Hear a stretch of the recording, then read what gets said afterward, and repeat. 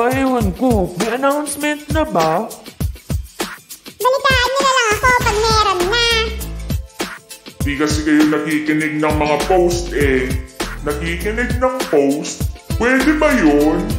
Mapakinggan ng post? Pwedeng-pwede na dahil ang Dabsu may campus radio na. Ito ang Radio Escolar. Catch us live on Facebook and YouTube every Wednesday at 10 a.m. Sigurado, tsak na tsak. Maririnig nyo real-time ang mga announcement at updates na kailangan ninyong malaban. Higit pa doon, merong mga programa at talakayang siguradong magbibigay ng impormasyon at makabuluhang diskusyon sa ating lahat. So, ano pang inaantay nyo? Huwag nyo nang tanungin si classmate. Follow us on Facebook at siguraduhin na naka-like and share ang ating Facebook page. Kita-kits on air! This is Campus Radio, Radio Escolar, your campus on air.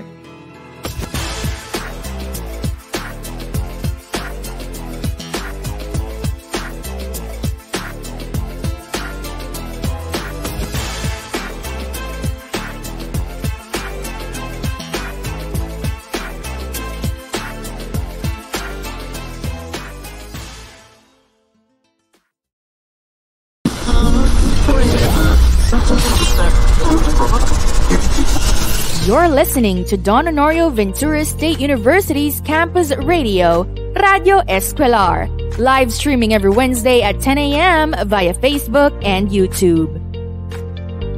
Ito ang Campus Radio ng Don Honorio Ventura State University, ang Radio Escolar. Pakinggan at makipanayam tuwing Miyerkules ng umaga alas 10, live sa Facebook at YouTube. You're listening to Radio Escolar, your campus on air. Catch us on Facebook and YouTube every Wednesday at 10 a.m. This is Dabsu's Campus Radio, Radio Escolar. Kayo'y nakikinig sa Dabsu Campus Radio, Radio Escolar. You're listening to Dabsu's Campus Radio, Radio Escolar. Kayo'y nakikinig sa Don Honorio Ventura State University's Campus Radio, ang Radio Escolar. Live tuwing Miyerkules ng umaga alas 10 sa Facebook at YouTube.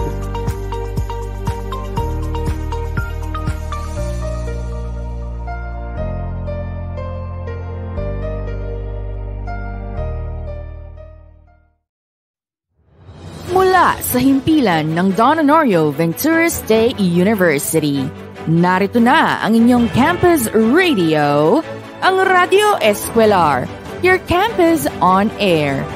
Ang programang ito ay hatid sa inyo ng Public Relations and Industry Linkages Office at ng kanyang Public and Media Affairs Unit. Heto na ang inyong mga hosts, KV and Sam.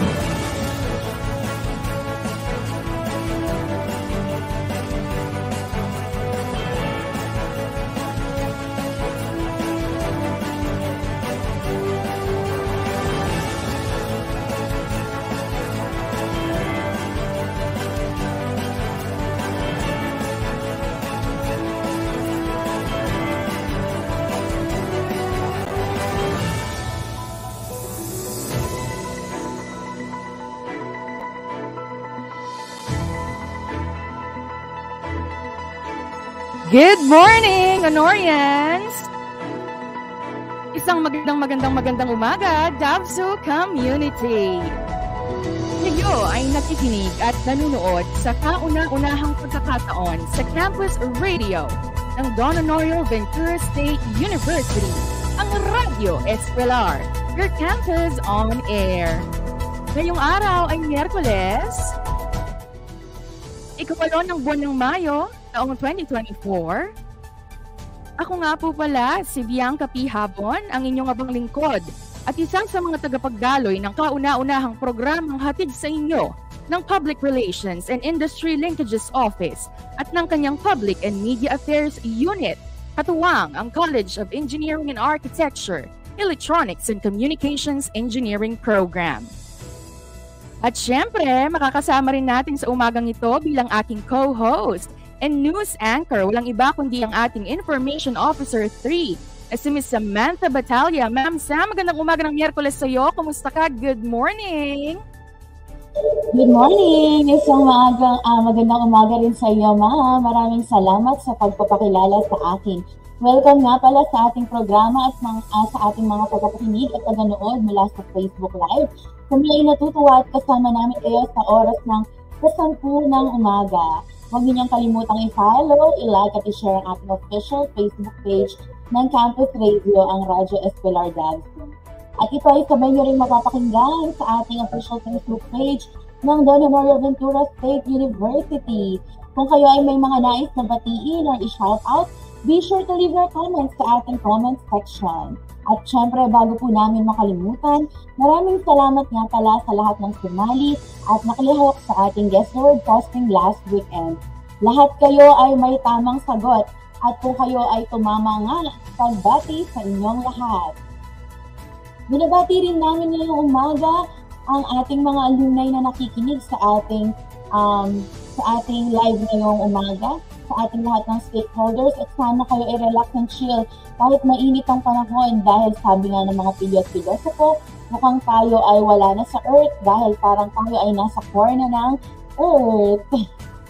Sobrang init nga ng panahon, Ma'am Sam, pero bago mag-init ang mga ulo natin, syempre nais nating batiin din ang ating top management na pinangungunahan ng ating very dedicated na University President, walang iba kundi si Dr. Enrique G. Baking, kasama ng ating mga Vice Presidents na sina Engineer Reden M. Hernandez, Dr. Rani B. Canlas at Dr. Dolores T. Kiambao.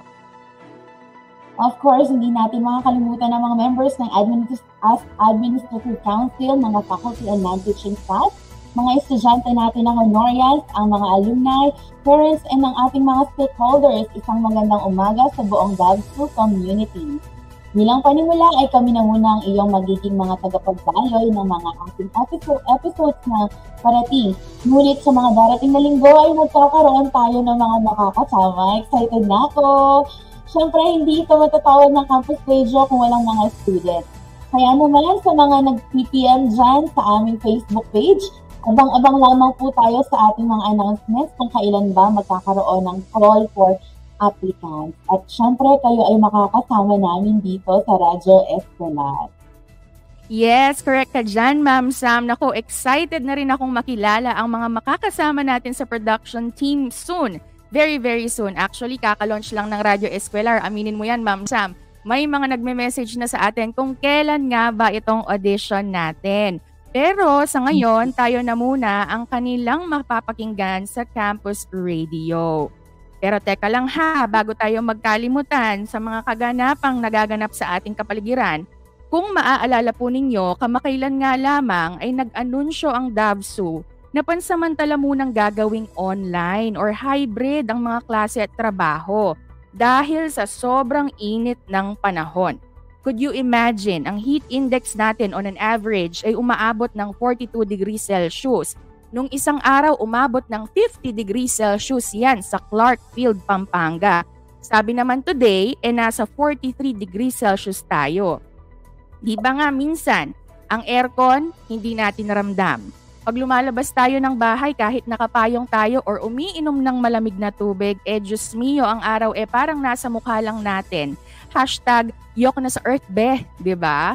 Kaya naman, maya-maya, tayo ay sasamahan ng ating mga eksperto sa kalusugan upang talakayin ang napakahalagang paksang napapanahon ngayon at yan nga ay ang sobrang init ng panahon, pati na yung mga posibleng maging karamdaman natin ngayong summer.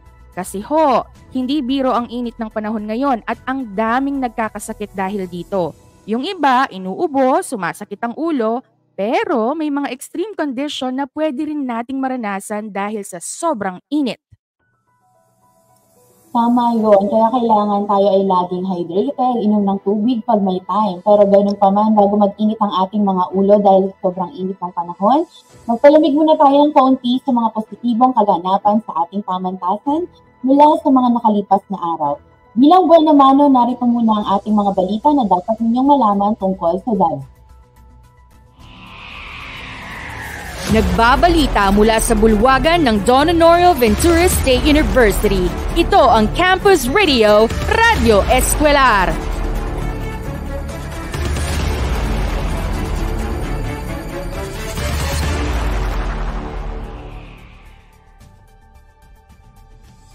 Dalawang Honorian artists wagi sa 11th Philippine Association of State Universities and Colleges National Culture and the Arts Festival noong Abril 2024.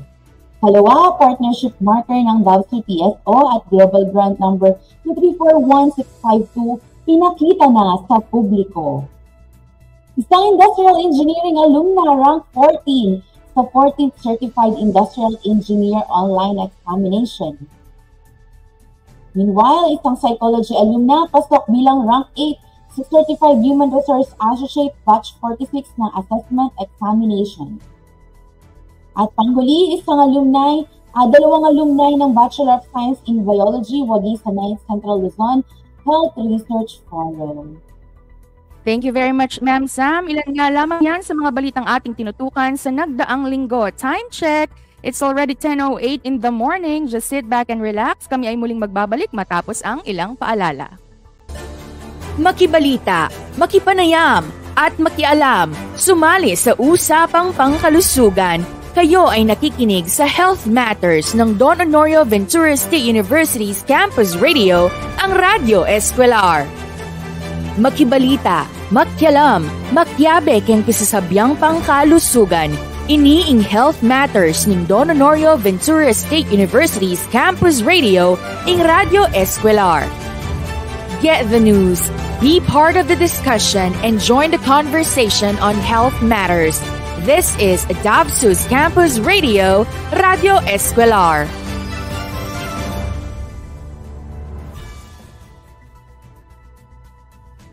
And we are back. Kayo ay patuloy pa rin nakikinig sa Radio Escolar ng Don Honorio Ventura State University.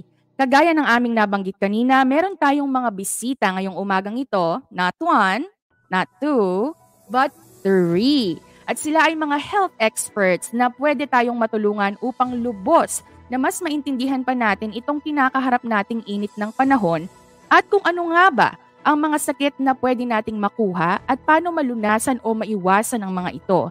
Kaya naman, nais naming batiin ang ating mga episode guests. Meron tayong 3 guests. Una kong i-up ay ang ating director from the Office of Student Welfare and Formation, Director Plato Mercado. Magandang umaga, Sir Plates. Magandang umaga. Good morning, Ma'am Kat. Good morning, Ma'am Sam. And thank you for the privilege. Kumusta naman ang init ng panahon dyan sa side mo? So far, ma'am, as forecasted by Pagasa, May 8, it's only 41 on the extreme caution today. Okay. Medyo naibsan na ng konti ang init ng panahon. Thank you, Sir Plates. Ngayon naman po, isa sa ating mga university physician, nandito si Dr. Ray Alipio. Good morning, Doc Ray. Good morning, ma'am. Salamat for inviting me here in your first episode of your Radio Escolar dito sa DAVSU. Yes po. Kumusta naman po ang init ng panahon dyan sa clinic, sir? Marami po ba tayong pasyente? Doktor, so far meron din kasi kaya lang walang klase kasi kaya medyo expected namin turn ng more than 100 to 150 patients a day mga 10 to 15% lang ang pasyente namin ngayon. That's good news, no? Ayaw natin ng maraming pasyente sa clinic. Init kasi ngayon. Exactly. Good morning po, Dr. Alipio. And syempre, ang ating panghuling guest sa ating kauna-unahang episode, nandito si Sir Ivan Liwanag upang i-represent naman ang ating Occupational and Safety Office, no? Health Office, ang OSHO. Good morning, Sir Ivan. Sana'y naririnig mo na ako ngayon. Medyo may technical problem tayo kanina lang. Ayan. Sige po, maya-maya ay makakasama rin natin si Sir Ivan dito sa ating live stream. Sigurado marami rin po siyang input patungkol sa kung paano nga ba natin mapapanatili ang ating kaligtasan at kalusugan ngayong summer. Ma'am Sam?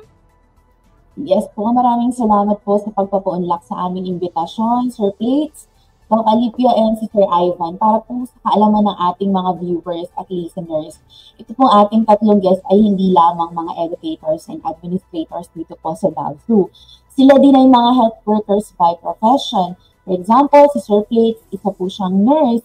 Si Dr. Alipio, of course, isang public health doctor. At si Sir Ivan, meron siyang certification ng caregiving and healthcare. At isa rin siyang psychology major. Kaya naman hindi na po namin papatagalin dahil gusto ko na po kayong makakwentuhan. Kaya ready na po ba kayo, Sir and Doc? Ready na. Okay. Ayun po ating mga viewers, isang heart reacts naman dyan sa ating comment section. Ayan, sige. Dahil ready na po kayo, excited na rin kami. Ready na po tayo. Simulan na po natin ang ating maikiling kwentuhan. Ayan, so, ano po ba yung pinagkaiba ng ating temperature na sinasabi po ng pag-asa at saka po yung heat index na nararamdaman po natin? Okay. So, please, kung kayo po yung magpaliwanag. Okay, thank you, Ma'am Sam. Ma'am Sam, I'm a pharmacist, hindi po ako nurse. I'm a pharmacist by profession. Okay, sorry po. Thank you po sa correction. Okay. Pero kung baka gusto mo ring second degree, Sir Plates, nurse na, pharmacist pa. Yes, ma'am. Hopefully. Parang si Doc Alipio, doctor na, nurse pa yung pre-med niya. Oo, diba? Okay, going back to your question, Ma'am Sam. Kasi pag sinabi natin temperature, pag temperature lang, this is just a measurement of being hot or cold within the air. Yun lang po ang ibig sabihin. But when we go to the heat index, the heat index is also known as feels like temperature. Tinawag po siyang feels like temperature because yun po yung nararamdaman ng katawan natin. For example, outside the temperature po, as forecasted by Pag-asa, is around 31. Pero yung heat index po niya, yung mararamdaman ng katawan natin, it will be around 42 or 43. So there's the difference between the two. Pag sinabing temperature, it is just the measurement of the hotness or coldness of the air temperature. Pag sinabing heat index, kung ano yung epekto ng temperature na yon sa katawan natin. Which is in fact, the higher the temperature, the higher that the body will respond to the heat. That is why po tawag sa kanya is heat index. Tama po ba ako, Doc? Doc Alipio? Tama po yun. Tama po. Thank you. Yeah, Doc. Actually, ngayon ko lang din po nalaman na gano'n yung difference niya kasi sabi ko nga dati, parang ano ba yung pinagkaiba ng temperature tsaka heat index? Like, for example po, minsan, di ba, 36 degrees ang i-declare na temperature. Pero ang heat index, minsan po umaabot ng 50 plus something or minsan yung 40 something, ganyan. So maraming salamat po dahil nalinawan po tayo. Sa ating po mga live viewers sa Facebook Live, pwede din po kayo dyan mag-comment kung sakaling kayo po ay may mga questions sa ating mga guests. And pwede din kayo mag-shoutout dyan. Later, pwede nating basahin yan. Di ba, ma'am? So kayo ma'am, baka po rin, meron kayong question. Yes, baka meron ding mga tanong yung ating mga tagapanood. Pwedeng ilagay nila yan sa ating comment box. So, Sir Plates, Doc Ray, baga in layman's term or in layperson's term, itong heat index na to, ito yung alinsangan na nararamdaman ng katawan sa temperature na pinaprescribe or sinasabi ng Pag-asa. Tama ho ba? Tama po yun. Example po, sinabi ng Pag-asa, ang temperature ngayon is 35, pero mapipil mo mga 40, 45, ganun po yun. Kasi ang heat index, pinagsama yan ng temperature ng environment sa yung natawag ng relative humidity, sabi nga ni Sir Pates kanina. Kasi may tubig sa taas, binablock niya yung lamig, kaya napupunta yan sa katawan ng taong init ng environment natin. Ganun pala katindi, no? Hindi lang temperature ang binabantayan, kundi yung pati body temperature and reaction natin sa environment natin. That's good science to know. So, curious naman po kami, no? Halimbawa nga, summertime dito sa Pilipinas, napakainit, pumapalo ng 40 degrees and more. Anong oras naman ho kaya, Doc Ray, safe lumabas para gawin yung mga dapat gawin? Alam niyo naman yung mga kulturang Pinoy. Pag summer, kahit tagaktak sa pawis, magbi-beach ang pamilya. At magkakape. Magmimiming, magsisiming. So, meron po bang advisable time na okay, safe pa tong oras na to, iwas-iwas na sa gantong oras? Paano naman din yung mga talagang yung trabaho nila, blood sa araw, Doc? Actually, ang recommended weather time na dapat lumabas tayo between 6 to 9 in the morning, saka mga 4 to 6 in the evening po. Kasi between 9 to 4, yun ang pinakamatinding sikat ng araw. Kaya that's the way tayo nagkakaroon ng mga sakit by that time. Kaya ang recommended is between 9 to 4, kung pwede, huwag kang lumabas. Or, gumamit ka ng sunblock, number 1, Number 2, gumamit ng payong or shady area. Kaya lang may mga kapatid tayong natrabaho sa field. Example, mga laborer naggumagawa ng mga daan. Ayan. Kaya medyo mga yan in danger talaga sila. Kaya sa ating university, may mga advisory ang ating OSHA sa kang clinic, ating mga security guards, sa mga janitor, mga nasa labas ng ating mga rooms na talagang pumunta sa shady area during that time. Para may iwasan ng ganyan sakit. So 9 to 4, ulitin po natin, Doc. 9 to 4, medyo, wag na muna tayong lumabas. Kung talagang kating-kating na tayong gumala, night na lang, evening time. Night swimming, kumbaga. Director Plates, kayo po ay pharmacist. Nasabi kanina ni Doc Alipio, maglagay ng mga sunscreen, sunblock. Ano po ba yung mga advisable na gamitin? Sunblock ba? Sunscreen ba? SPF 50++, 20, 30? Ano po ba? Marami po tayong mga cosmetics that will really protect the body from the scorching heat. Kahit SPF 50 pa po yan o sunscreen, what is important is we protect ourselves from the scorching heat. Kasi po yung sinabi po ni Doc na 9 to 4, dito po talaga makifeel yung pagtaas ng heat index. Kanina po nasabi niyo po na pumalo tayo sa 50. Kasi minsan kasi, ang pagka na-report yan, 50, akala po ng mga nakakarinig, nakakakita ng report, throughout the day, 50 siya. Which is nagpa-fluctuate din po yung temperature at yung heat index. Pero yung sinabi po ni Doc Ray kanina, it is during the time of 9 a.m. to 4 p.m., Doc, dito po talaga tumataas yung temperature and heat index. Saka ito rin po yung time na maraming nahihilo na dyan, marami nang nadi-dehydrate, which are part of the health illnesses po na kaagapay ng pagtaas ng temperature. Correct. Hindi lang sa balat dangerous ang sobrang init, no? Even talaga sa internal naapektuhan tayo. Ma'am Sam, ikaw, anong gamit mo? Sunblock, sunscreen? Sa mukha, sunscreen. Di ba? Nagka-reveal pa. Pero sa katawan, sunblock. Ayan. Ako ay isang dakilang may idolatry sa sunscreen. I can't go on a day without sunscreen. Pero kasi yung ibang Pinoy ayaw nilang nagsa-sunblock at sunscreen kasi malagkit sa balat. Di ba? Hindi na lang daw po yan sa brand.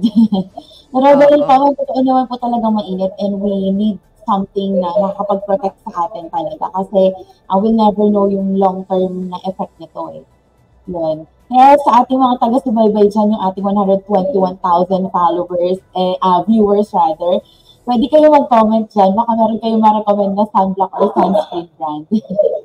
Correct. Ano ba yung mga brand na ginagamit nyo? Brand talaga yung tinanong no? Pero magandang umaga sa lahat ng mga nagko-comment sa ating live stream. Napakaraming nag-good morning. May mga clinic, may mga estudyante, and may mga private organization po tayong nanonood ngayong umagang to. Salamat sa inyong pagsubaybay.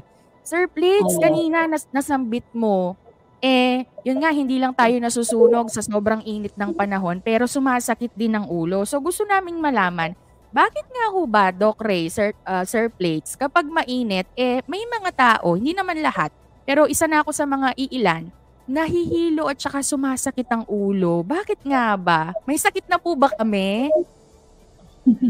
Actually po kasi, pag ang temperature tumaas sa katawan mo, no?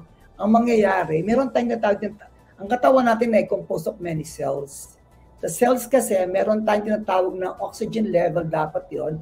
Ang nangyayari, ang cells natin, nade-dehydrate sila, nagkukulangan ng oxygen, unang-una, nagkukulangan sila ng tubig, nade-dehydrate sila.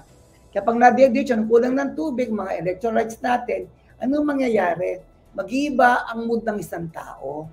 Kaya ang nangyayari, uminit ang ulo mo talaga. Yan ang main reason. The best to treat that is to hydrate yourself.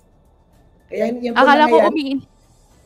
Akala ko, Dok, umiinit yung ulo natin dahil wala tayong pera. Mas mainit pa yung panahon. Palaging ganun naman So you were saying, Doc? Yes, what, Sir Plates? Siguro yesterday, biglang sumakit yung ulo ko. Then, sabi ko, parang parang nadi-dehydrate na ako, sabi ko. But what I did was to drink not so cold water, yung medyo okay lang, gradually. And in a few minutes, yung sakit ng ulo ko, nawala na. It means para yung body ko sinasabi, masyado ka ng maraming pawis o taba na linabas. So that is why, tama ba ako, Doc? That is a sign na I need to replenish my fluids dahil sobra na akong pinawisan yesterday because of the temperature na your body will signal you parang sasakit ng konti yung ulo so that you will be drinking water. Tama po ba yun, Doc? Tama po yan. Kaya ang katawan po natin, actually, tinuturuan niya tayo eh. Kunwari, kulang ka ng tubig, thirsty ka, yun ang reflux sa'yo, yun ang mechanism na sabi, pag kulang ka ng tubig, dapat uminom ka. Yung sabihin ng utak mo, gagawin natin talaga ngayon. Actually, dati recommended 8 to 12 glass of water lang ngayon. 12 to 15 to 20 glass of water. The more you hydrate yourself, the better actually. Hindi lang sa ating katawan, but also to our kidney. Para luminis ang ating kidney ngayon. Kasi maraming tayong kinakain ngayon na medyo, alam mo na, maalat, example yung mga samji, mga ganon, ayun. Nalalabas din natin yon. I see. So kapag masakit na ho ang ulo natin at saka nahihilo na tayo, indicator na pala yon or signal na pala ng katawan na, uy, uminom ka na ng tubig. Yes, paano, Doc? Depende po kung anong klase sakit ng ulo. Ako nasa mga India lugar, syempre. Yes. Ay, that's a good point, Doc. Saan ho ba usually sumasakit, Sir, plates ang ulo natin pag dahil sa init ng panahon? Di ba iba yan? May sa batok, may likod. Dito. Kasi pag sa likod ang masakit mo unang-una, baka meron kang problema sa unang-una, baka meron kang hypertension. Pag sa nape na, hindi sa harapan. Usually sa harapan. Or minsan, mina-migraine yung iba, no? May mga, ano ba yung tawag doon? Yes, oo. Lalo na pa siguro yung may mga nagme-maintain na ng gamot, dapat talaga hindi sila nagmi-miss dahil sobrang init ng panahon. Dapat po talaga. Okay. Doc, Sir Plates, habang inaantay natin si Sir Ivan, follow-up question, ano naman po yung medyo iwas sa tubig at medyo hilig ay malamig na soft drinks, juice drinks? Ano hong may papayo nyo sa mga kapatid nating medyo matamis yung gustong iniinom pag malamig? Actually, ma'am, pag mataas po yung temperature, mataas yung heat index, ang mga bawang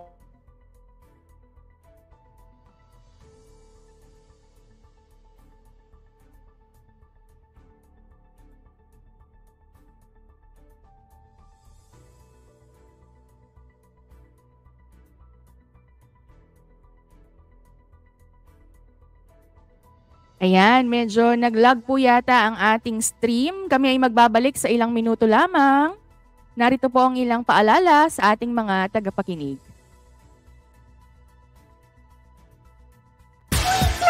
May pasok ba? Aba, ewan ko. May announcement na ba? Balitaan niyo na lang ako pag meron na. Di kasi kayo nakikinig ng mga post Nakikinig ng post? Pwede ba yun? Mapakinggan ng post? Pwedeng-pwede na dahil ang Davsu may campus radio na. Ito ang Radio Escolar. Catch us live on Facebook and YouTube every Wednesday at 10 a.m. Sigurado, tsak na tsak. Maririnig nyo real-time ang mga announcement at updates na kailangan ninyong malaban. Higit pa doon, merong mga programa at talakayang siguradong magbibigay ng impormasyon at makabuluhang diskusyon sa ating lahat. So, ano pang inaantay nyo? Huwag nyo nang tanungin si classmate. Follow us on Facebook at siguraduhin na naka-like and share ang ating Facebook page. Kita-kits on air! This is Campus Radio, Radio Escolar, your campus on air.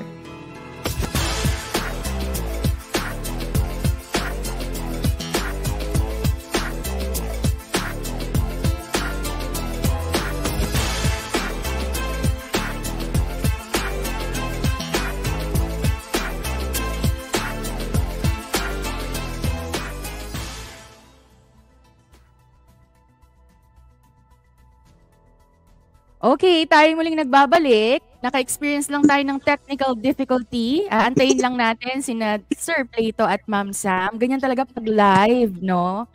hindi lang mainit ang panahon, mainit din ang ulo ng internet. No, Doc? Nagano na nga ako, nag-cellphone na lang ako, nag-data na lang ako. Correct. Ayan. Hi, Ma'am Sam. Kumusta? Uminit na rin ba ang Wi-Fi dyan? Ayan, pasensya na po. Nawalan po ng internet dito. Same here po, ma'am. I'm sorry, nawalan din po kami ng internet. Okay lang ho. Sabi nga, hindi lang tao ang may iniinda kapag mainit, pati ang mga router. Okay, we were talking about yung mga mahihilig po sa matatamis na inumin, Sir Plates, Doc Ray. So ano ho ba? Advisable po ba? Ma'am, kasi pag mainit ang panahon, yung cold drinks such as iced tea, soft drinks, iced coffee, or anything that is alcohol, no muna tayo. Yes, ma'am. Number one, they have diuretics property. When we say diuretics property po, allow niya po yung body natin na umihi ng umihi. Mainit na nga po yung panahon, inom ka pa ng mga drinks that would let you urinate frequently, mababawasan po yung water content ng katawan. So the best thing, personally po, what I do is drink a lot of water. Pass muna po tayo sa Starbucks, pass muna po tayo sa mga cola, pass muna po tayo sa mga iced tea or any hot tea. Kasi that will let you lose a lot of water sa katawan, in which it would lead po sa heat-related illnesses. Ganun po kasi. Opo, ganun. Pass muna po tayo. Alam ko marami po yung mga hindi gaanong umiinom ng tubig. They rather resort to flavored drinks, coffee, or some alcoholic beverages as well. But at this point, water lang po talagang kailangan natin. Dok, tama po ba? Tama po yun. Ipansinin yung mga nagbabasketball po, mga nag-sports persons, no? Ang nangyayari sa kanila, they don't drink soda or tea. Pwede po yung mga energy drink, example, yung pwede hindi commercial to, yung Gatorade, yung Pocari Sweat, kasi meron electrolytes yan. Kasi nangyayari, pag nag-take ka ng soda o soft drinks, lalo kang ma-dehydrate, lalo kang mauuhaw. Malong ang katawan mo, mag-need more ng water. Kaya that's maganda, yung rehydrating drinks, example, Pocari Sweats, example, yung mga Gatorade yan, ma-refresh ang tubig sa katawan mo. And number two, yung electrolytes na kailangan ng katawan mo, napapalitan din yon. Kaya yung mas maganda yung sa ating pagmataas ng temperature. If you see, example, mga basketball player, mga sports person, ganun dapat ang gawin natin. Kaya dapat, everywhere we go, palagi ako may dalang tubig. Correct, no? So, wag muna tayong pasaway. Iwas-iwasan muna natin yung kakainom ng mga matatamis na inumin. Dok, kahit ba hindi tayo pinapawisan ng sobra-sobra sa isang araw, advisable uminom halimbawa ng mga electrolyte-powered drink? Actually, pwede rin yun. Kaya lang, mas maganda, tubig lang muna. The best actually, to replace everything is water. Unless otherwise, may indication na kailangan talaga, doon ka lang mag-replenish ng iyong electrolytes. Okay, kasi anything that is in excess, it's not good. That's kulang naman, hindi rin tama. Dapat actually normal in moderation palagi. Correct. Ayan, sige. Bago ko po basahin itong tanong ng ating tagapakinig at taganood sa Facebook. Finally, Sir Ivan, magandang buhay po. Good morning. Ayan, nakikita ka na namin, sir. Sa lahat. Ayan, good morning. Internet problem natin, ma'am. Ibukod sa heat index. Correct. Huwag kang mag-alala, Sir Ivan, pag may studio na tayo, hindi na natin kailangang hiwa-hiwalay sa studio. Hindi ba? And mamaya po may mga tanong din kami sa inyo, Sir Ivan, tungkol naman sa kalusugang pang mental, 'di ba? Kasi sobrang init, sumasakit yung ulo natin. Mga tatanong namin ano ba yung mga ma-advise mo para makapag-cope tayo sa sobrang init ng panahon. Pero bago ho yun, meron ho tayong tanong kay Stone Steel. Sabi niya, may I ask lang po if enough po ba ang pag-inom ng tubig during this high index days or we need to supplement ourselves with electrolyte drink? Sana po mapansin. Thank you. So I guess yung tanong niya kanina, nasagot na natin in advance, no? Yes po. Okay, sige. Oh. Alright. Akala ko nawala na naman si Sir Ivan. Sige po. Ngayon, si Ma'am Sam po, may tanong din yata siya. Mula sa mainitin ang ulo, yun namang problema ng tiyan. Yan, maraming salamat po. Natin, kwentuhan, napaka makabuluhan. Kasi yung ibang sinasabi nila, ngayon ko lang dinadidiscover. Diba? So, yun, kung kanina po is about din sa ulo, ngayon naman po, ito naman yung isa sa parang major concern po natin ngayong mainit. Actually, kahit hindi po ngayong mainit lang parang sa buong buhay natin, kailangan nating malaman na totoo po ba yung myth na parang kapag po nakatutok yung electric fan po sa ating katawan, hindi po ba siya talaga maganda sa kalusugan? Kasi di ba po, yung minsan po yung electric fan or aircon, sobrang init po, tumatapat na po talaga tayo dahil hindi na natin napigilan. Yung mga ganun po. Ako po, guilty ako dyan. I want to hear an expert answer that. Doc? Actually po dyan, it is only a myth actually. Oh. Kasi pag may katawan mo talaga, you need cooling system. Like for example, ba't ka lumalabas, di ba nahanginan ka? Ganun yun ang electric fan. Kung titingnan mo, same rationale actually. Kaya lang siguro baka madumi ang electric fan niya, kaya nagsakit siya. Kaya lang when you go out under the tree, maraming puno, nahanginan ka, mas fresh air kasi yun. It is only a bit. Oh, okay. O nga po, Doc, tawa po kayo doon. Baka po kaya nagkakasakit kasi baka hindi lang nalinis yung electric fan. Diba? Ma'am, sa follow-up lang. What if naman, Doc, pawis na pawis ka? Tapos, di ba yung matatanda, lagi tayong binabawalan. May tututuking gulot mo keng kaya electric fan, yung kapawas. Bawal ho ba yun? Actually, hindi naman bawal yung gano'n. Matutuyo daw ang sipon sa likod mo. Hindi naman actually yun Kasi pag ang electric fan, tinutok mo sa likod mo, mag-deliberate, waray mag-evaporate ang tubig sa likod mo. Kasi ang tubig, ang basa, pupunta sa environment, pupunta sa taas yan. Kaya nagdadry up ang ating likod. Tingnan mo, pag naliligo ka sa banyo, pero mainit, di ka pa nagdadry up ng tuwalya, tuyo ng katawan mo. Ganun yung mangyayari sa electric, pag agad matutuyo. Kasi mag-evaporate agad ang tubig kasi. I see. So, hindi po siya yung parang sinasabing yung pawis ay pumapasok sa katawan. Palabas kasi yan, palabas kasi hindi papasok. Opo, maraming salamat po sa pagsagot nun. Saka Ma'am Sam, yung pawis po natin nilalabas. Hindi po pumapasok sa pasok. Okay. Maraming salamat po. Ngayon ko lang din yung nalaman, di ba? Sa edad kong ito. And ako naman, Ma'am Kat, may itatanong ako for Sir Ivan kasi siya yung representative po ng ating Osho. Yung tungkol naman to sa parang yung mga actions taken or actions na gagawin para naman po to take care of our DANSO employees. Kasi parang most of the time, mas focus tayo sa students.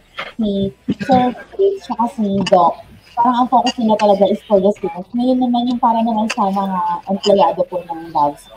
So, Ivan, ano po yung mga parang campaign po ngayon ni Osho para po sa kaligtasan dito?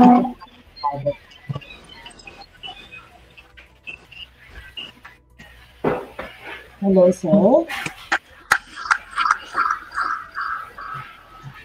Yes po. Yan. Good morning po. Ulit. Dinig po. Sana malinaw po, no? Actions taken for kasama po nating manggagawa, no, dito sa DABSU. Sabi po ng mga kasama natin, iwasan po natin na magbilad o maglakad or magtrabaho sa ilalim ng araw from 9 to 4.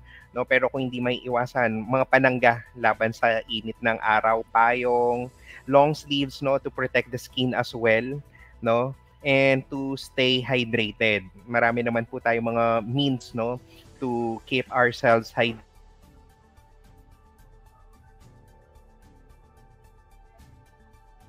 Ayun, medyo nagkaroon ulit ng technical All- difficulty si Sir na po pwede Ivan. natin. Okay, go lang sir. Putol-putol po, pero kayang-kaya sir. Yun po. Tapos ano din po, no?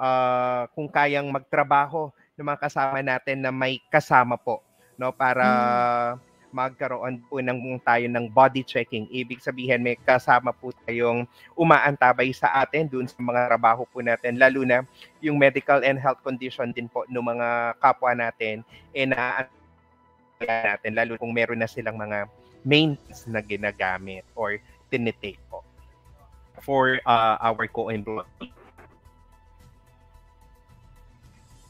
Yan. Thank you so much, Sir Ivan, and to the rest of the University Occupational Safety and Health Office para po sa mga ginagawa po natin para sa ating mga mahal na empleyado.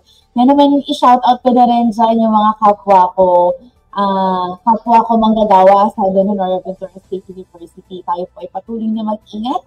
At the end of the day, priority pa rin po natin ang ating health. Diba? Yan. Correct. Mga live viewers po natin, kung kayo po ay may mga katanungan sa ating mga guests, pwede niyo pong i-comment dyan sa ating comment section at maaari po natin yung itanong po sa kanila at basahin po mamaya. Yan po. Oo. Alam mo, Ma'am Sam, what's interesting dun sa sagot ni Sir Ivan, yung magtrabaho tayong may kasama. Kasi 'di ba, kung anumang sakuna ang may mangyari sa atin, agad-agad no, may makakahingi ng saklolo para sa atin. Opo. Tama. Lalo na po yung mga security guard natin at mga utility worker natin na yung nature ng trabaho nila talagang nasa labas sila ng mga building. Sila ang mga unsung heroes sa panahon po na ito kasi walang choice kundi talagang mapunta po sila sa gitna ng mainit. Yung gano'n. Correct. May follow-up question ako kay Sir Ivan. Dahil isang psychologist si Sir Ivan. Sir Ivan, dahil tayo ay work from home, yung mga bata din nasa bahay. Pero di ko lang sure kung talagang nagsistay sila sa bahay. Baka sila'y nasa beach na. Kasi tayo'y nasa bahay naman talaga ngayon. Syempre po, prone tayo doon sa boredom or prone tayo sa excessive use ng technology. In terms of our mental health po, ngayong oras na mainit ang panahon, meron po ba tayong mga parang advice or do's and don'ts para lang merong regulation yung mga activities na ginagawa natin sa bahay? Yes po, nagiging problem na nga po natin yung too much screen time natin. But from time to time, ina-advise pa rin po natin to stay healthy physically and mentally. Magkaroon pa rin po ng regular exercise, that is beyond the 4 p.m. Ako personally ginagawa ko siya 6 ng gabi, sa malilim na sa village kasi namin meron kaming tinatawag na oval malilim.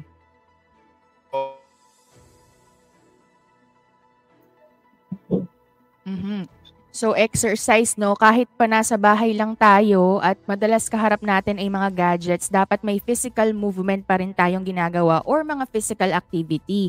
Which brings me to asking Ma'am Sam, Sir Ivan, Sir Plates Doc Ray, yung mga medyo mahilig mag-gym, yung mga gym rats. Although minsan sa mga gym naman may mga air conditioning na na service.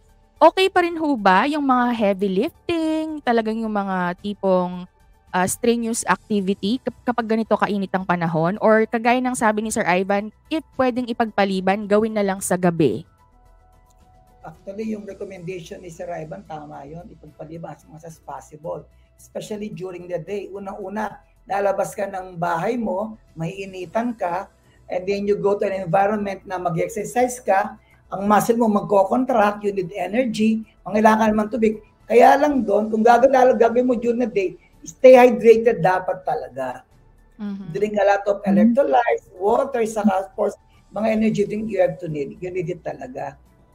Yun talaga mas maganda. Pero, sabi nga niya, mas maganda gawin after. Pero kasi pag kung titigil sa pag-exercise, kunwari, jogging, you could do it in the early morning, mas maganda. Or late in the afternoon, mga 6 or 7 evening, mas malamig na actually. As much as possible, activity natin, ilimit muna natin ngayon temporarily.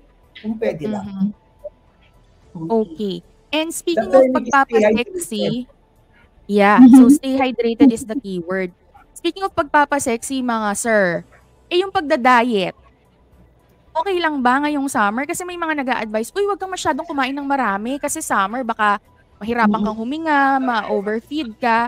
So yung iba naman, hindi na kumakain, so nahihilo naman. Ano ho ba ang proper diet and nutrition natin pag summer? Kagaya lang ba ng regular weather? Or may mga considerations din po tayong tignan? Like, bawasan sugar kakain. Personally, ma'am, pag ganitong summer, so mataas yung temperature and heat index, what I do is that I don't eat heavy meals. Kasi po, ma'am, mahirapan po yung katawan natin to digest. Kasi po, yung katawan natin, pag nagda-digest ng food, it also emits heat as well, yung katawan natin. So, pag marami kang kinain, mahirapan yung katawan na i-digest yung food, at dun sa hirap ng pag-digest, it requires a lot of energy, a lot of heat, in which magre-reflect po sa body natin yon. Lalo na, kaya naririnig natin that yung matatanda, itong mapali ka makain mga nanang, katunawan, manyuka ka or what, something like that. So, ako lang, personally, I don't eat heavy meals because the body will be having a hard time digesting the food because during digestion, heat is also required and being emitted by the body. Ganun po yun. Tama po ako daw? Tama po yun. No? Ang katawan kasi natin, meron tinatawag ng RDA. Yung dapat meron daily allowance dapat. Kunwari, ilang protein, ilang carbohydrates, ilang fats dapat ang kailangan. Yun lang dapat ang kain mo. Kaya lang, mga nagda-diet, nire-reduce nila yon. Parang kanilang katawan mag-lean. Kaya lang, with this time, syempre, binabawas yun, pero dapat dagdagan mo ang tubig mo. Actually, the body needs a lot of energy, number 1, and number 2 is what we call need sugar also. Pangatlo kasi, the more you eat, the more metabolism you have. Na kailangan ng katawan mo, kaya lang, sabi nga ni Sir Perez, ang paghinga mo, mag-iiba kasi pag bago ang kinakain eh. Yung metabolism become different. Kaya the best is, mag-diet ka, pero do not forget, of course, meron kang sugar dapat. And number 2, marami kang tubig to replenish yourself, especially this time of the weather. I see. Yun pala yun. So, mas safer kung wag mo nang mag-overeat tuwing summer kasi merong mechanism ang pangangatawan natin nakaka-apekto rin dun sa nararamdaman nating init. But that is not to say na wag namang completely kakain, lalo na sa mga nagka-crash diet dyan because you still need some nutrition to, make your body work properly, no? Tamang balanse nga lamang, kumbaga. Doc, Sir Plates, yung iba po kasi, di ba, kultura ng Pinoy, sasabihin, huwag kang kakain ng mangga, nakakainit ng katawan yan. Totoo ho ba yun? Actually, yung mangga is sugar actually siya. Replenish your body to increase your carbohydrates. Siyempre, anything that is in excess is talagang hindi tama. Dapat talaga, kakain ka lang, ideally, sabi nila, especially sa diabetic ka, 1/4 lang daw ng piece ng mango. Pero, yes, 1/4, kunwari, isang slice yun. Kainin mo lang 1/4. Pero pag regular person ka, you can eat at least 1 up to 1 whole mango. Depende sa body weight mo pa rin yun. But do not forget to hydrate yourself. Anything you eat, dapat is to be flushed out. Paano lalabas ang kinain mo? By taking a lot of fluids. I see. So, hindi naman bawal ang mangga. No, Sir Plates. Hindi naman, ma'am. Favorite right mango eh. Pero, di naman po ako diabetic, tama si Doc. Pero Doc, ay kinokontrol ko. Isang pisngi lang ng mangga kinakain ko. Kinokontrol ko. And of course, lots of water. Correct. Halimbawa naman ho, kung hindi mangga ang available, watermelon, pakwan, melon, yung mga medyo matubig na prutas, okay ho ba yun? Mas-sugar din yata yung mga yun eh. Mas-sugar po sila, pero mataas sila ng water content. Mas maganda sa kanila. Compare sa manga na more of carb siya less ang kanyang sugar content. Yan ang maganda yung pakwan kaysa sa mango eh. I see. So, pwedeng-pwede namang kumain, no, Ma'am Sam? Basta in moderation nga lang. Ang buo. Dito sa discussion, na-realize ko din na importante talaga yung tubig. Parang totoo nga yung kasabihan niya, yung tao kaya niya mabuhay ng walang pagkain, pero yung tubig, hindi. Kasi dun sa exchange of conversation, talagang binibigyan nila ng emphasis yung importance ng water. Na dati nga 8 to 12, pero ngayon, sabi ni Doc, parang ang recommended ay more than 12 glasses na. Okay. So, natuloy ako ng assurance na parang hindi pala mali yung ginagawa ko. Kasi hindi pa kapag lumagpas na ako ng 2 liters, parang sobra na po siya. Pero normal pa po pala siya pag summer. Ako naman, Ma'am Sam, parang pinapagalitan ako ni Doc Ray at saka ni Sir Plates. Uminom ka ng tubig kasi minsan dahil ang dami nating ginagawa, pati tubig nakakalimutan na nating inumin, di ba? Pero mga sir, in terms of tubig, advisable bang uminom ng malamig or yung pwede na yung room temperature water? Kasi yung iba, minsan galing sa init, iinom ng malamig, tas biglang sasakit ang ulo. Actually, ma'am, if Doc Ray could correct me, pag galing ka sa labas, sobrang init, then papasok ka sa bahay, inom ka agad ng nagyayelong tubig, that is a no-no. Because the body is subjected to a pressure, sudden change of temperature. Kasi pinaprocess muna ng katawan natin yun eh.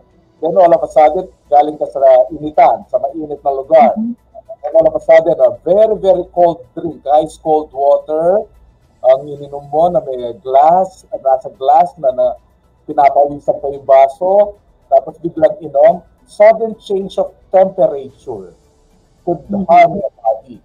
That is why po, merong sumasakit bigla ang ulo. Minsan, when I was still in the hospital, ganun yung ginawa, biglang nag-collapse yung matanda sa ginawa niya. Because the body is subjected to a sudden change of temperature kagad, which is bad as well. Tama po ba, Doc? That is bad?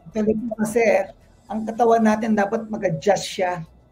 Ang katawan po kasi nag-adjust po kasi tayo pa isa-isa. Biglang sudden change of temperature, ang katawan natin mag-ibang mararamdaman natin. Kaya if you notice, biglang may inom ka ng tubig, magkakaroon ka ng sakit ng ulo din. Kasi yung heat, yung coldness, pupunta sa yung brain. Kasi bakit pa paano po kasi yon? Ang kasing bibig natin, sa kanus natin, may connection sa utak po natin yan. Meron kasi butas dito, biglang papasok yung lamig. Kung napansin niyo po yun. Meron po tayo kasi mga poro, butas, na pumapasok sa mga sinuses natin, that can cause possible headache. Biglang uminom ka ng tubig, kaya mas maganda, inom ka muna ng tap water, yung normal temperature, hindi mainit, and then you take slowly, you can take the cold water. Ganun yun. Yun ba yung tinatawag na brain freeze? Pag yun na, brain freeze mangyayari, yes. Yung biglang something na malamig talaga, then all of a sudden biglang sasakit yung temples. Because diba, Doc? Connected lahat. Okay. Meron tayong butas sa ulo natin.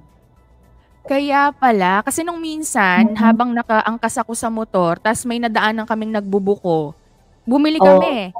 Ay naku, nilagok ko yung buko. Pag uwi ng bahay, parang sasabog yung ulo ko. Kaya pala ganun, bawal na agad umiinom ng malamig na tubig. So sa ating mga riders po kahit na uhaw na tayo, medyo maghanap tayo ng mga inumin na hindi ganoon kalamig. So I suppose pati po yung pagligo, na galing ka ng initan, wag muna din. Mas lalo siguro yon. Mas maganda kasi po pag malamig ang, kunwari naligo ka sa initan, malamig yung katawan, nakakaroon ka ng muscle spasm. Kasi ang lamig kasi, ang cold temperature, sinasara niya mga ugat ng iyong katawan.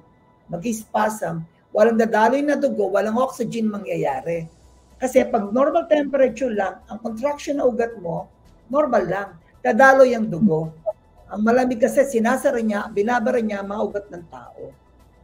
I see. Ma'am Sam, meron tayong tanong galing kay Sir Onofre Tungul. Opo, dito ko nga rin siya. Sige po, ma'am. Sabi niya, pwede po bang magtanong? Ay, pwede ho. Ano nga bang tanong niya, Ma'am Sam? If yung daw po bang tonsillitis ay dahil daw po ba, parang may effect dahil ba sa init ng panahon? Actually, walang pinipiling weather ang tonsillitis. Kasi ang tonsillitis can be bacteria, it can be virus, maraming reason. Pero it is not weather related actually. Mm-hmm. Thank you Ayun, so so malinaw yun ha.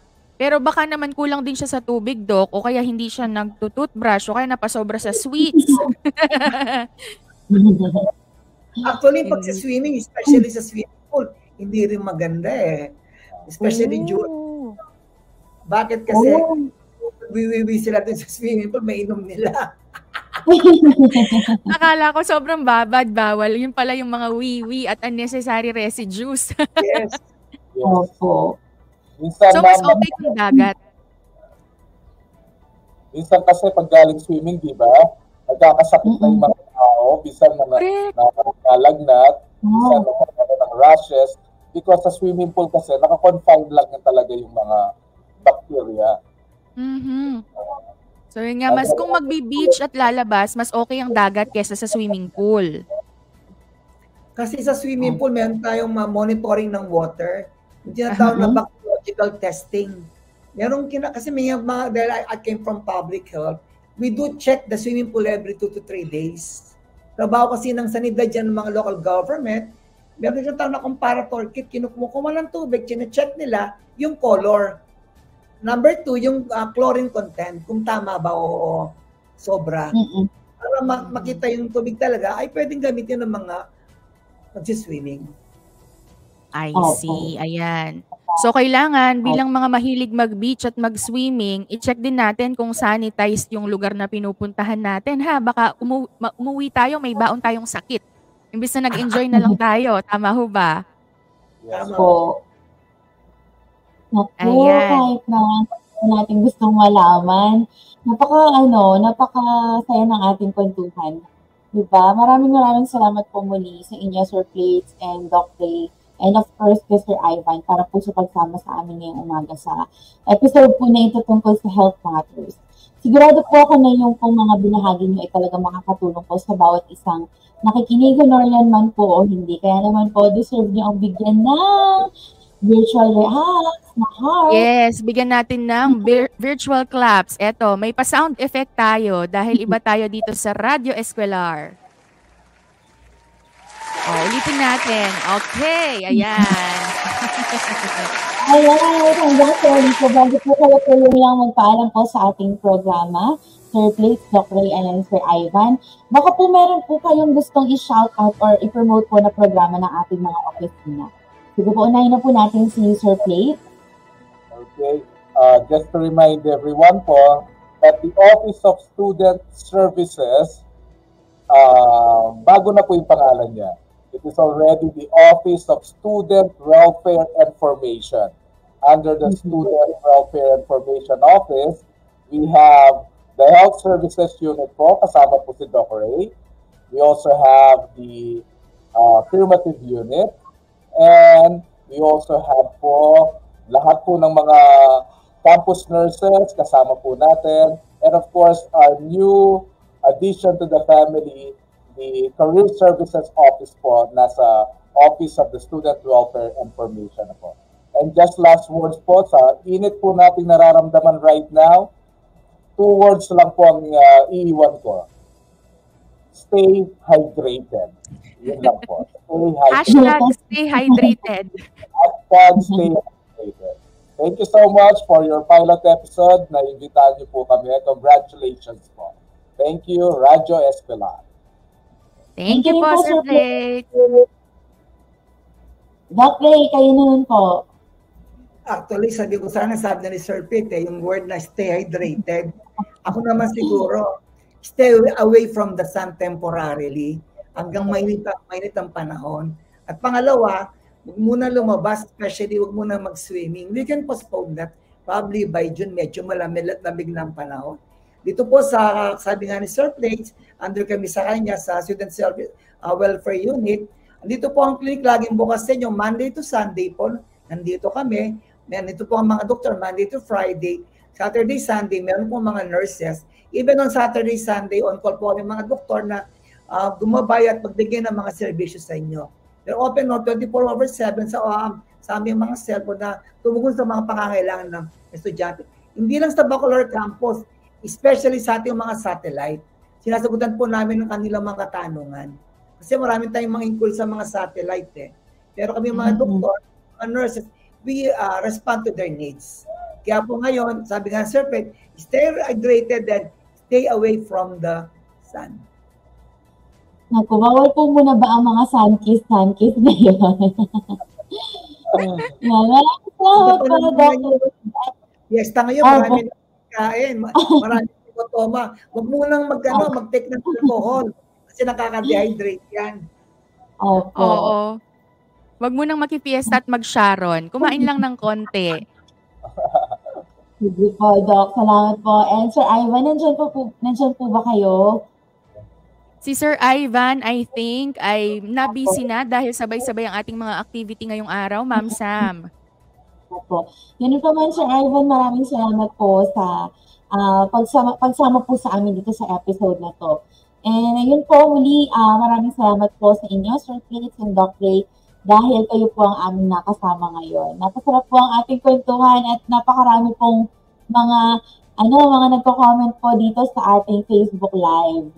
Yun, baka po yung mga nagko-comment dyan, may gusto po kayong i-shout out. Pwede naman po, actually, basta lang din ako ng kaunti, napakaraming nanonood ngayon at nakikinig mula sa Davsu Santo Tomas Campus. Hello sa inyong lahat. And hello din sa mga nagko-comment from Davsu Lubao Campus, Davsu Bacolor Campus. Ayan, hello po sa inyo. Ayan, and hello po sa mga kasama ni Sir Plate sa office niya, yung mga nandyan po sa likod, hi! And sa mga kasama po si Doc Ray dyan sa clinic, nakikita ko rin po na nandito sila nagko-comment po sa ating nanonood sila. Opo. Ikaw po, Ma'am Kat, meron ko po bang gustong i-shout out? Yes naman. Alam mo, Ma'am Sam, hindi lang tayo naaabot sa Apalit, sa Lubao, sa Candaba. Shout out sa lahat ng campuses natin, sa Santo Tomas, no? Sa main campus, sa Porac, even hanggang California, Ma'am Sam, meron tayong nanonood. Diba? Ang taray natin, international tayo. Hindi lang tayo, I have 3 siblings sa US, even their my niece and nephews, lahat nanood mga kaibigan nila. Excited nila. Thank you for listening. Yes, and of course, shoutout ko din si Dean Riza Vilintag ng College of Education. Hello, ma'am. Good morning po. At sa lahat po ng members ng ating Academic and Administrative Council. Nako, time check. Ang bilis ng oras, 11:11 na po ng umaga. Mga kaibigan, kayo ay patuloy pa rin nakikinig at nanonood ng Radio Escolar ng Don Honorio Ventura State University. At kahit gusto ho naming makipagkwentuhan pa sa inyo, ang airtime natin, 1 oras lang muna. Dahil sa mga susunod na araw at buwan, siguradong mapaparami at darami pa rin ang ating mga programang kagaya ng Health Matters. Kaya naman muli po, nais naming pasalamatan si Director Plato Mercado, si Dr. Ray Alipio, and si Sir Ivan Liwanag. Maraming salamat po. And shout out as well sa ating mga security guard, sa ating mga utility worker na nabibilad sa ilalim ng araw dahil talagang hindi nila pwedeng iwasan dahil sa nature ng trabaho nila. Di ba, Ma'am Sam? Yes po. And syempre, shout out din sa mga traffic enforcers, yung mga mga karpentero, lineman at iba pang mga manggagawa na hindi talaga maiwasan yung maghanap buhay sa ilalim ng araw. At syempre, huwag po natin kalimutang uminom ng tubig at meron po tayong mga maintenance medicine. Huwag po natin kalimutan yan. At syempre, hindi po namin mga kalimutan. Shout out po sa lahat ng mga nasa comment section. At di ko rin makakalimutan, of course, yung mga kasama ko ngayon. Kompleto kami. Shout out po sa MIS office. Mandiba dito sa second floor at dyan sa ground floor. Hello po sa inyong lahat. Ayan. Thank you so much. Yes, Ma'am Kat. Ang daming comments. Correct, ang daming comments. Hindi ko na mababasa isa-isa kaya kanina ina-up ko na lang sila. Patawad po sa mga hindi pa natin nabate. And of course, sa lahat ng ating mga live stream viewers, no, kailangan na talaga nating magpaalam kahit napasarap ang ating discussion. And gusto ko rin sanang batiin si Miss Vilma ng Batch 84. Bukas kikitain ko sila dahil do-donate sila ng electric fan sa ating university, ang ating mga alumni from Batch 84. Maraming salamat po. Ayan. Yes. Ang hindi ko lang sure kanino mapupunta yung electric fan. Ayan. Po. Ibigay natin sa clinic, sa Student Welfare Information Office, and sa MIS, at saka sa Prilo. Tama ho ba? Ayan. Maraming salamat po ulit. At baitiin lang natin very quickly. Baka magtampo sila. Nandito po si Miss Magda Chua from California. Sabi po niya, congrats to both of the hosts, great facilitators and great questions. Thank you very much, ma'am, for tuning in from California. Nandito rin ho si Miss Riza Buendia Pagyo. Sabi niya, thank you very much po, Sir Plates and Dr. Alipio, for a very informative health matters discussion. Good job. We have a lot of good feedbacks. And galing din po sa DMC Medical and Dental Clinic. Congrats daw po. Thank you so much po at sana nakapag-take down notes po tayo lahat dahil kung muna po tayong pasaway, isang buwan lang naman po natin titiisin yung ating sitwasyon. Tapos tulad po ng binanggit kanina, pagdating naman po ng June, medyo may mga ulan-ulan na. At kahit na sa pag-ulan, ayun naman po ang ating haharapin. Ganun pa man, mag-ingat po tayong lahat. Kaya bilang advocates po ng 17th Sustainable Development Goals, sana po ay makihalahok po tayo sa rehabilitation ng ating mundo. Let's help combat climate change dahil yung po mga nangyari sa atin ngayon, ito ay epekto-lakat ng climate change. And also, tumulong din po tayo kahit sa mga small ways, yung katulad po ng campaign ng OSHA, yung waste segregation, yung mga ganyan po. Di ba, Ma'am Kat? Yes. Tama yan. Ako ay volunteer ng G17 University Ambassadors Consortium Philippines, kaya we really advocate the 17 Sustainable Development Goals, combat climate change. And also, sa lahat po ng nagtatanong at nag-aabang, eto na, Ma'am Sam, Sir Plates, Doc Ray, kung ang campus radio ba ay magpapa-audition? Well, follow nyo po ang aming page para sa mga susunod na anunsyo ng Public and Media Affairs Unit ng Prilo. But definitely, soon enough, sigurado ho, kami ay may mga makakasama na sa production team. Yes. Sooner or later, and I'm so very excited doon sa natin yan. Siyempre, hindi ito magiging campus radio kung walang mga kasama from the campus. Yan, muli po, maraming salamat po sa ating mga guests, Sir Plates, Doc Ray, and Sir Ivan, sa ating po mga live viewers na nagstay at patuloy na nakikinig, nagla-like, subscribe, follow, and share. Patuloy po natin itong gawin. Maraming salamat po sa pagsubaybay sa unang episode ng Radio Escolar. Muli po, kami po ang inyong mga tagapagdalay. Ako po si Samantha Batalia. At ako naman po si Kathleen Bianca Habon. At ito ang Radio Escolar. Your campus on air. Bye everyone. Thank you very much. Hanggang sa muli po nating pagkikita.